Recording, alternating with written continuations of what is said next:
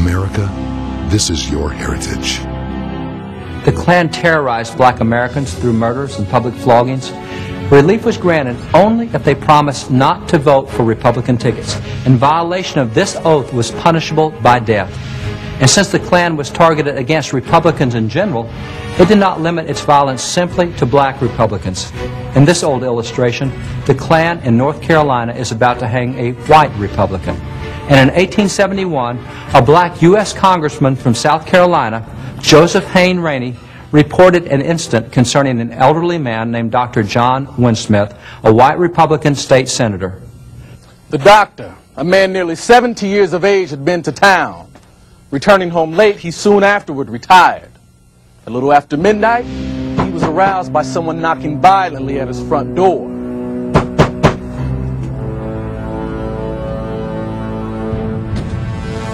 Get out of here! Stop good!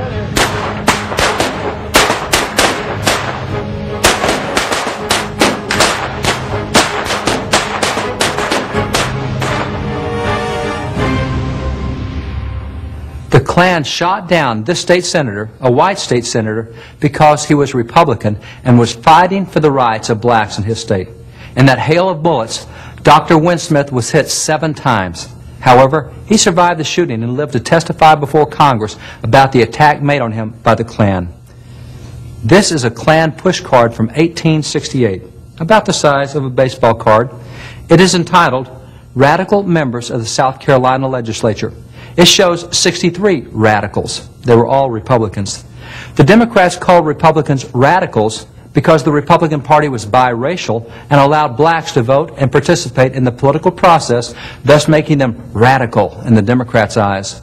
Of the 63 radicals, or Republicans, in the South Carolina legislature, 50 were black and 13 were white. On the back of this card, all the names of the radical Republicans were listed. Evidently, if the Klan wanted to pay a night visit, as they had to Senator Winsmith, with the help of this card, they would know exactly who they were looking for. We know the Klan is often associated with lynchings, and these are some of the most abominable pictures in history, but these are pictures of actual lynchings. 4,800 Americans were lynched. Now, out of the 4,800 that were lynched, 1,300 were white, 3,500 were black. We have never heard that before. We've never heard 1,300 white lynched. I thought it was just lynching blacks. No, they were lynching Republicans. But again, back at that point in American history, if you were black, you were a Republican. You couldn't lynch every white you saw. Some of them might be Democrats. So you have to find out who they are. And that's why you have these little cards to identify the whites and the blacks that are Republicans, so you know who you're going after. People say the Klan wasn't partisan. Really? That's kind of interesting that as you get into the 1920s and 30s and 40s, the Klan was actually a wing of the Democrat Party. Matter of fact, George Wallace, who ran for governor in the South, a very famous name in the South, he lost his first election because he refused to accept the Klan endorsement in the Democrat primary. So the second time he ran for office, he accepted the Klan endorsement and won the primary. You go into Texas, Ma Ferguson, she had trouble. She wouldn't accept the Klan primary, and it kept her from having a cohesive win as Texas governor. And she eventually became Texas governor. But this was a significant part of the Democrat Party. It was an entire wing in the Democrat Party. And as you look, here's a picture of a Klan parade. You actually in Washington, D.C. had 40,000 members marching the Klan parade at the turn of the century. They included U.S. senators, U.S. reps, Supreme Court justices, members of the Democrat Party. When would that picture be taken? This picture is going to be taken in about 1910. One of the great Klan recruiting films of all time is called Birth of a Nation. Birth of a Nation is really one of the first films that was ever done, a motion picture, and it shows the Klan as heroes saving the South from all the blacks. And by the way, guess where that film was shown? It was shown in the White House. It was the first film ever shown in the White House. It was shown by Democrat President Woodrow Wilson. When he became president, a number of blacks already held federal office. He got rid of them, got them out of office. Teddy Roosevelt got all sorts of ire when he invited Booker T. Washington to come to the White House. The first African American to come to the White House, Booker T. Washington, invited by Republican President Teddy Roosevelt, who used him as an advisor. Well, we move on from Roosevelt. We move now, and Roosevelt's appointed a number of blacks in his administration. You move on into Woodrow Wilson. He gets all blacks gone, and he shows a Klan recruiting film at the White House. See, the Klan was an active part of American politics for way too long. By 1875, only a decade after the Civil War, Republicans had successfully passed almost 24 civil rights laws, and black American legislators often played significant roles in the debates surrounding the passage of such laws. One example involved a civil rights bill in 1871, a bill allowing the federal government to punish Klan violence. During the debates on that bill, Representative Joseph Hayne Rainey from South Carolina delivered a powerful speech during the debates on that bill, explaining why blacks were most often the targets of Klan violence.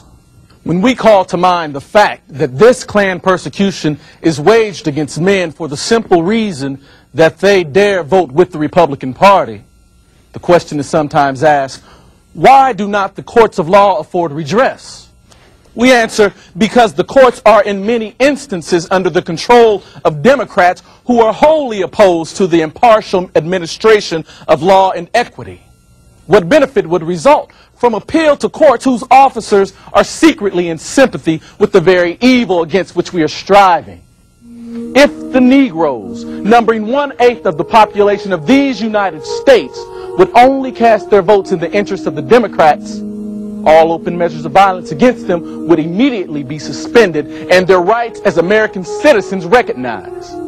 But I can only say that we love freedom more, vastly more than slavery. Consequently, we hope to keep clear of the Democrats. I will also say that in the state of South Carolina, which I represent, there's no disturbance of an alarming character in any one of the counties in which the Republicans have a majority.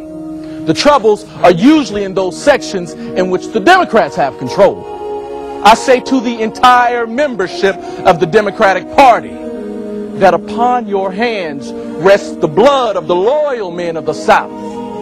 Disclaim it as you will, but the stain is there to prove your criminality before man and God, in the world in the day of retribution, which will surely come. I pity the man or party of men who would seek to ride into power over the dead body of a legitimate opponent. I can say for my people that we are fully determined to stand by the Republican Party and the government. We have resolved to be loyal and firm, and as Queen Esther said long ago, if we perish, we perish. I earnestly hope that this bill will pass.